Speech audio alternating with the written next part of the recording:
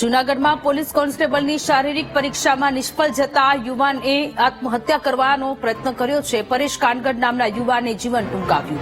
Police કોન્સ્ટેબલની પરીક્ષામાં નિષ્ફળ જતા લાગી આવ્યું. ગળે ફાંસો ખાઈ યુવકે આપઘાત કર્યો. મૃતક યુવક જૂનાગઢના દગડ ગામનો વતની છે.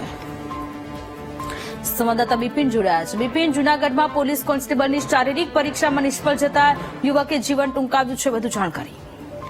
સોનલ, ચોક્કસની વાત કરીએ તો જે યુવાનો છે તે પોલીસની નોકરી માટે કંટ્રોલ મહેનત કરતા હોય છે ને ગ્રાઉન્ડ પાસ કરવા માટે 8 વર્ષથી જે યુવાન હતો પરેશ કાનગડ, તે મહેનત કરતો હતો અને ગત 9 તારીખે તેમની જે એક્ઝામ હતી ગ્રાઉન્ડ દોડવા માટે ગયો હતો તેમાં તે નિષ્ફળ જતા તેમને લાગી આવતા તેમને ગળા ફાંસો ખાઈને આપઘાત કર્યો હતો.